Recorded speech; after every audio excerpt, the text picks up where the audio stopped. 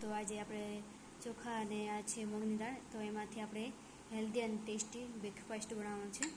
તો એના માટે મેં 1 કપ ચોખા લીધા છે ને અડધી કપ જેટલા મગની દાળ લીધી છે. અને આ લીધું છે મેં ખાટું દહીં, અને આ લીધા છે લીલા મરચાં, અને આ છે આદુના ટુકડા. તો આપણે એને સવારનો નાસ્તા માટે આપણે એને તૈયાર કરી લઈશું. તો આપણે એને હવે આ ચોખા અને દાળને મિક્સ કરી લઈશું. તો જો આપણે મગની દાળના અને ચોખાના ચીલા બનાવવા માટે તૈયાર થઈ ગયા છે, વળાઈ ગયા છે ચોખા. તો આપણે એને મિક્સર જારમાં પીસી લઈશું.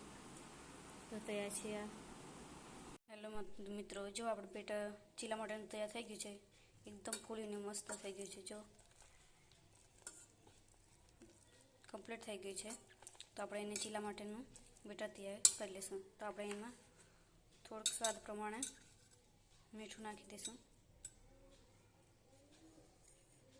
સેજ થોડીક હળદર નાખી દઈશું. થોડાક ગરમ મસાલો નાખી દઈશું. તો હવે આપણે બેટરને મિક્સ કરી લઈશું. તો જો તૈયાર થઈ ગયું છે બેટર. તો આપણે એને તો ગરમ મૂકી દીધું છે.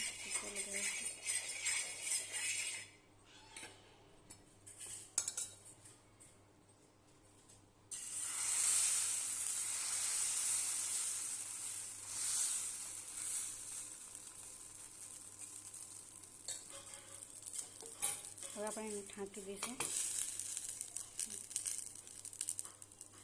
તો તૈયાર છે અમારા મગના પુડલા ચીલા. તો આપણે એને સર્વ કરી લઈશું.